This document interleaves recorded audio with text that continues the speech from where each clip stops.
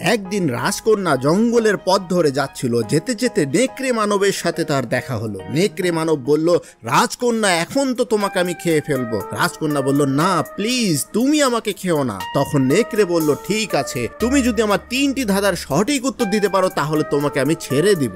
রাজকন্যা এতে রাজি হয়ে গেল। নেকড়ে তার প্রথম প্রশ্ন করলো, বলল, বলো দেখি কোন দেশে সূর্য প্রথম অস্ত যায়? বন্ধুরা তোমরা কি জানো এর উত্তরটি? যদি জেনে থাকো তাহলে কমেন্টে জানিয়ে দাও।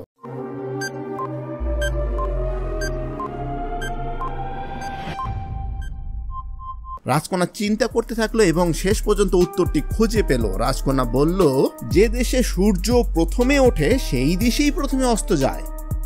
রাজকন্যার কাছ থেকে সঠিক উত্তর পেয়ে নেকড়ে এবার তার দ্বিতীয় প্রশ্ন করলো, বলো দেখি কোন পাখি উড়তে পারে না কিন্তু সাঁতার কাটতে পারে? বন্ধুরা তোমরা কি জানো কোন পাখি উড়তে পারে না কিন্তু সাঁতার কাটতে পারে? রাজকন্যা চিন্তা করতে থাকলো। তো বন্ধুরা ভিডিওটিতে একটি লাইক করে দাও যেন রাজকন্যা তাড়াতাড়ি এর উত্তরটি খুঁজে পায়।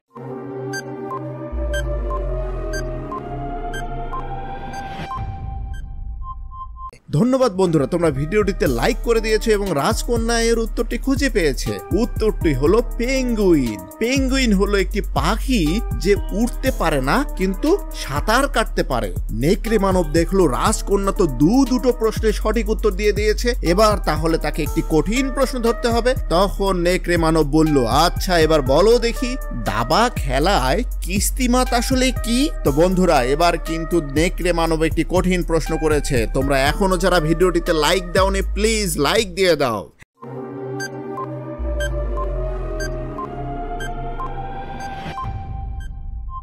হ্যাঁ বন্ধুরা রাজকন্যা এইটিরই উত্তর দিয়ে দিল।